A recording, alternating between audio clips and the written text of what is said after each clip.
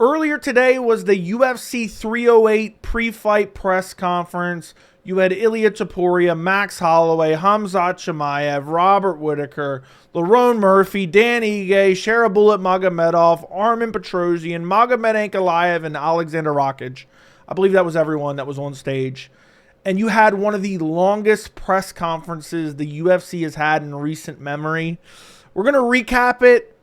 We're going to discuss the different moments that happened throughout this press conference. But I'll just tell you this right now.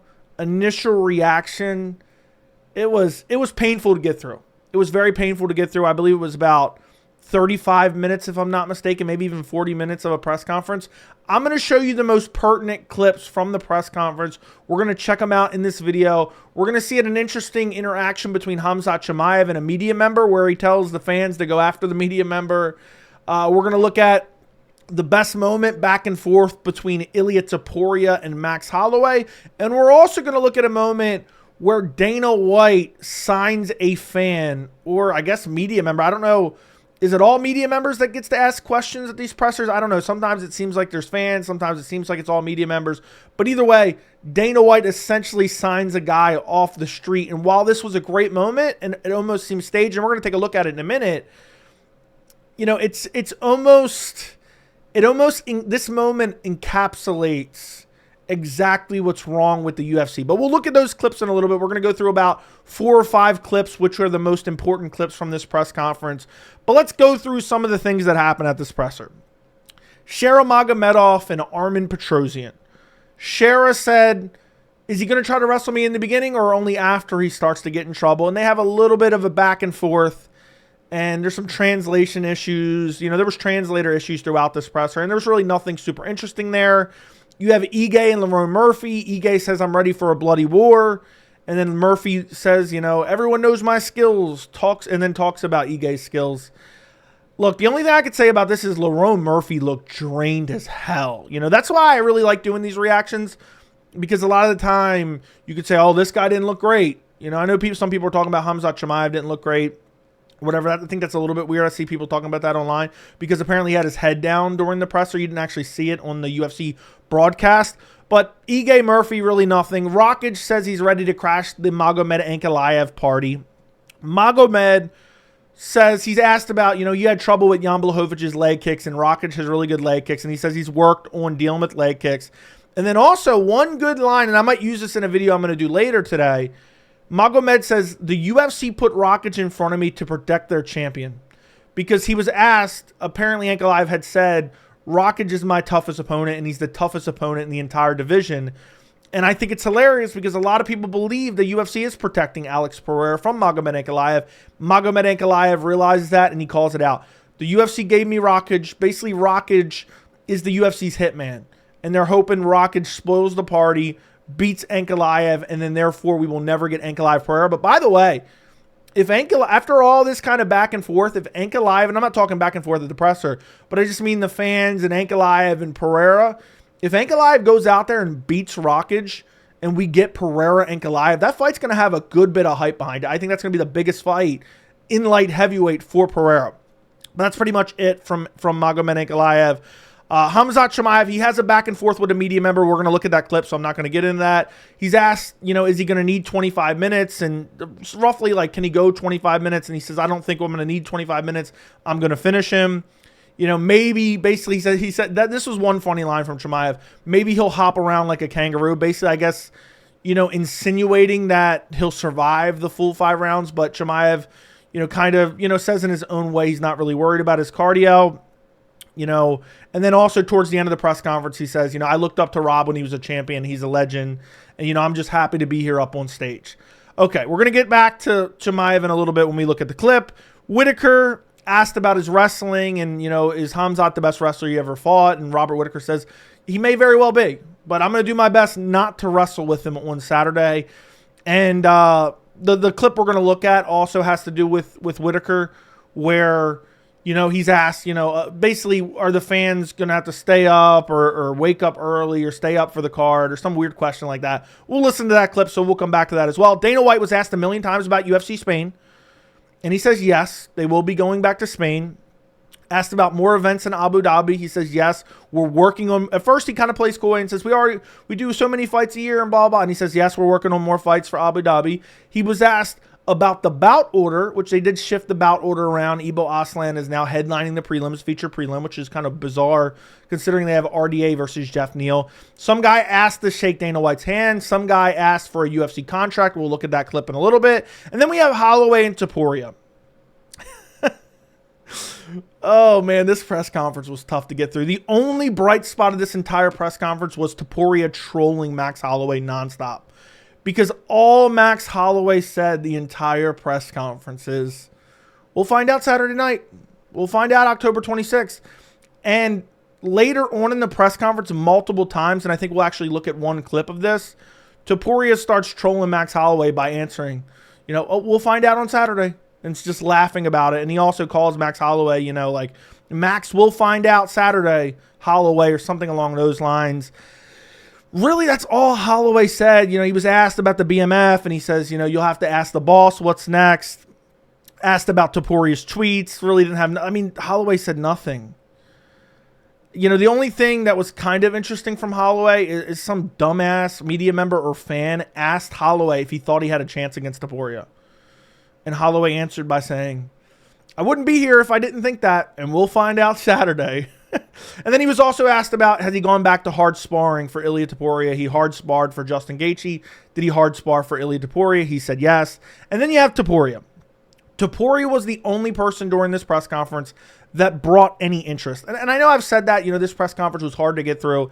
I'm not a huge fan of press conferences. By the way, back to Holloway real quick. Holloway looks sunken in and weight drained. And that's not a good sign. But anyway, I know I keep saying, this press conference wasn't great and this press conference wasn't good. At the end of the day, I'm just giving you my recap. I don't care necessarily if it's good or not because this fight card is a straight up banger. But the only one that was interesting at all was Topuria.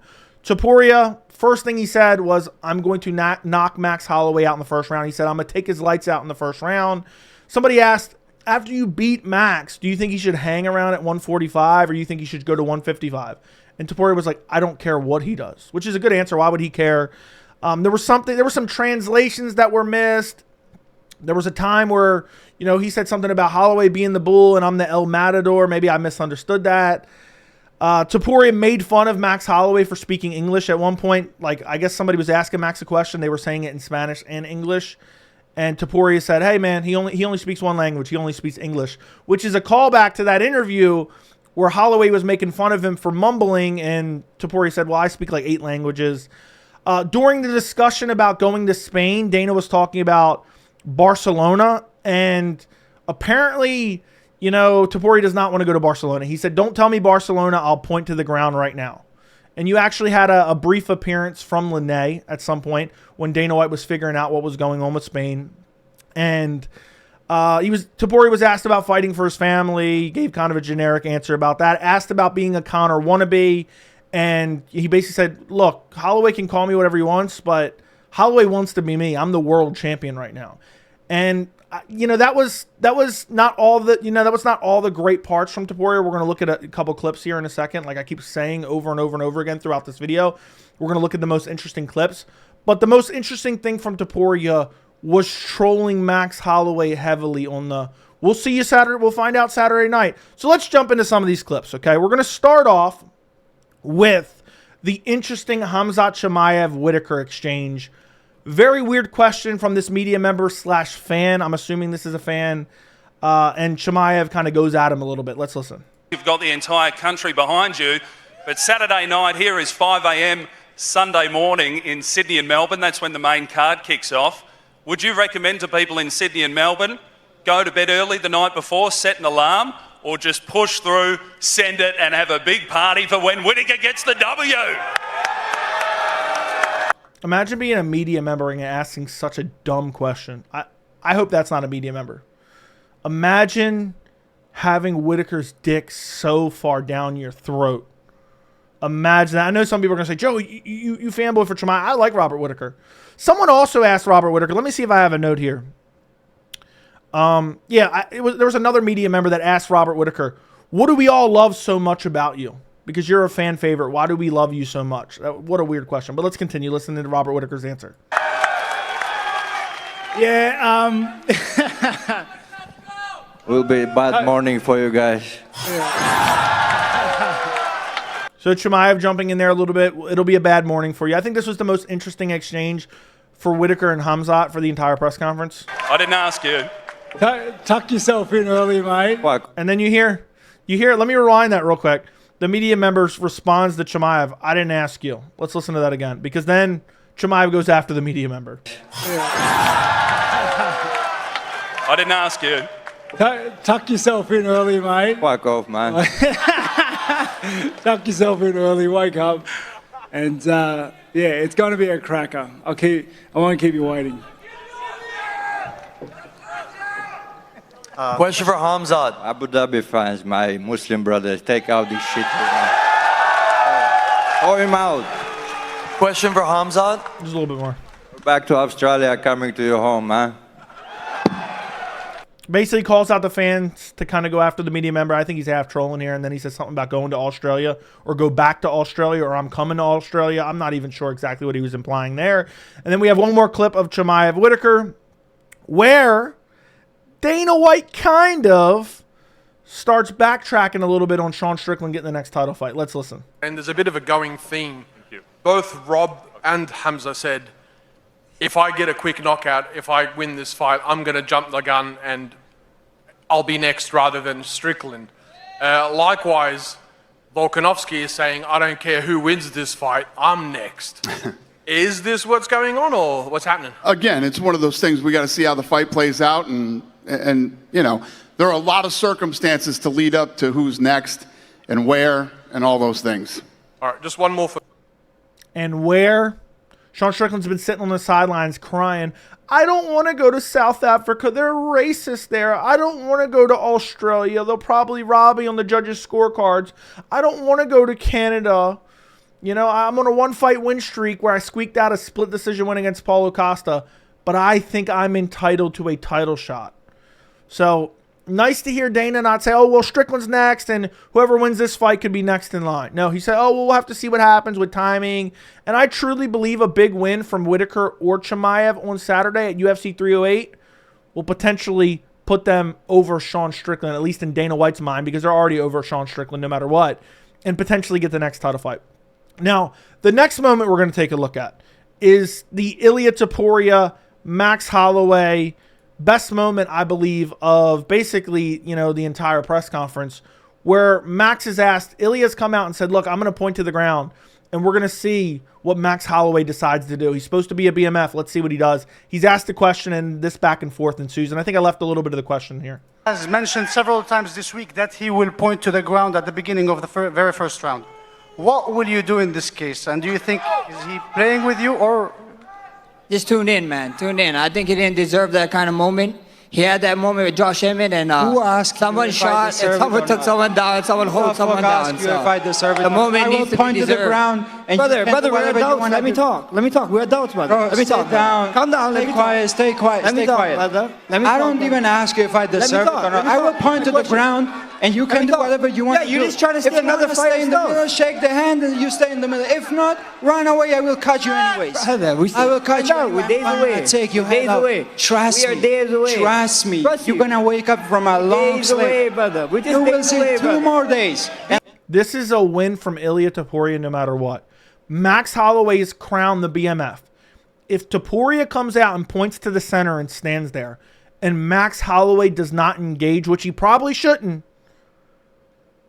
you got to strip him of the BMF.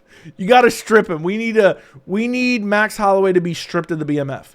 So this is a winning line from Ilia Topuria. And he should have said, you'll do it against, I almost said something else. You'll do it against Justin Gaethje, who you brutally eye-poked and was already, you know, on the verge of defeat, but you won't do it in the first round against me? And you call yourself a BMF? That's essentially what he's saying here. And there's still some more back and forth here.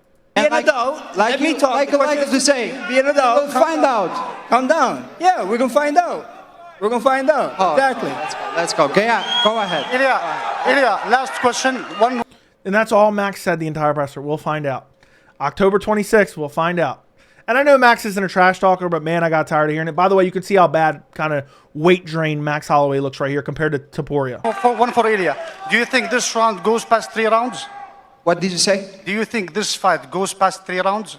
No way. The referees can go and take a break for this fight. I'm going to finish him in the first round. See what I did there? I let you answer like an adult. That's what you do in these things. Thank you. Okay, so Max Holloway lets Topuria answer. That was the most interesting back and forth between Topuria and Max Holloway. I think it's a win for Topuria no matter what, because again, if he points to the ground and Max Holloway refuses to engage, how do you call yourself a BMF after that? Strip him of the belt. Next clip we're going to look at is him kind of trolling, which he did throughout this press conference, kind of troll Max Holloway on the, we'll find out Saturday. We'll find out Saturday. Go ahead. Question for Max Holloway.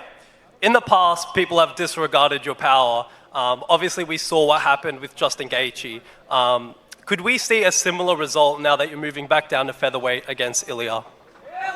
We're going to find out, brother. Like I said, like he just said, we're going to find out what I've been saying all week. We're a couple days away, bro. Tune in. It's going to be fun. Max, find out for Holloway.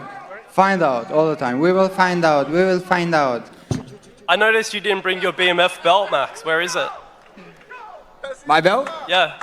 My belt's at home. It's not online, you know? That's at the end of the day, it is what it is. And same question for Ilia. We will find out. Just one more. So basically, you just have Topuria kind of trolling Max Holloway on the "we will find out" line over and over and over again. By the way, guys, like this video, subscribe to the channel. Apparently, you guys like these reactions to press conferences, which I don't mind doing.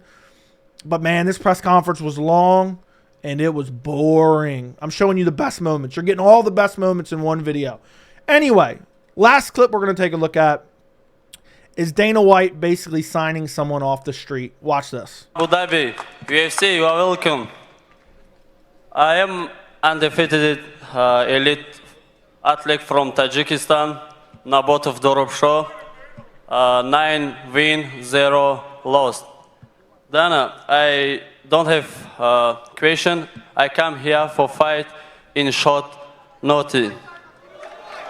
I had a manager, never. I did all by myself. Please give me chance, Dana. I want to fight in UFC. Please give me. I'm ready. Fight to show. Please. So he says he doesn't have a manager. He's ready to step in on short notice. He wants a chance in the UFC. Dana starts interrogating him a little bit here. Please give me, Dana. I want to fight. What's your record? 9-0. 9-0. How old are you? 25. How old? 25, yeah. 25 years old? Right, yeah. Yeah. What weight are you? В каком весе? Yes, переводчик. Lightweight. Lightweight? Yeah. Where were you on the Contender Series? The Contender Series just ended. Where were you? Oh, yeah. I'm ready. You ready? Give me chance, please. Yeah. Doesn't matter. UFC. Can't tell Dana.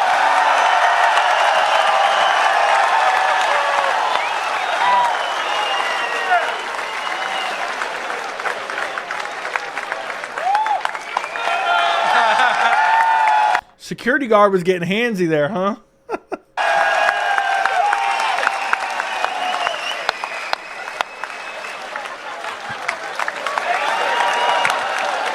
I wonder if he knows Ankalaev. I just noticed that. You see how he kind of, dapped up Ankalaev on his way out? This is what I will say about this. This has potential to be one of the coolest stories in MMA or one of the worst. Now, apparently, people were running with it that Dana White signed him and he's going to be in the UFC off of that. And I was like, well, wait a second. We don't really know. Well, Dana White has subsequently did an interview where he was asked about it, and he said he arranged for this guy to fight on one of the Korean Zombies fight card. Apparently he has a fight promotion. And if he wins on that card, because they'll be there for looking for a fight that Dana White films, then they will sign him to the UFC potentially after that performance. So they're giving him an opportunity to join the UFC. But I want to tell you guys this. This has the potential to be a great story. I'm looking forward to seeing how it plays out.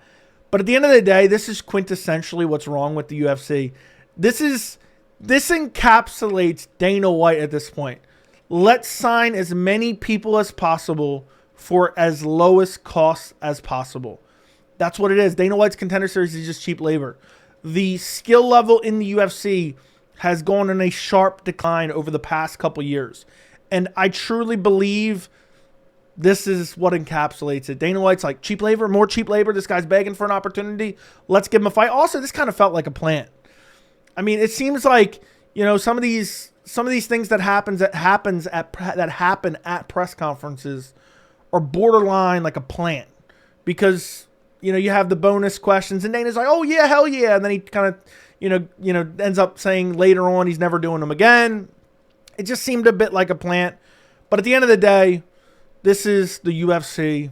Sign as many fighters as possible for the lowest possible cost, and let's fill out as many cards as possible. That has been the UFC's MO for the last year or so. So that's pretty much it for the press conference. Topuria was booed a bit as well, and he told everyone, I'm going to make you a fan on Saturday. We'll find out on Saturday. Underwhelming press conference. Let me know if you guys watched it. Let me know what you thought about it down in the comments. Like the video, subscribe to the channel, and thank you so much for watching.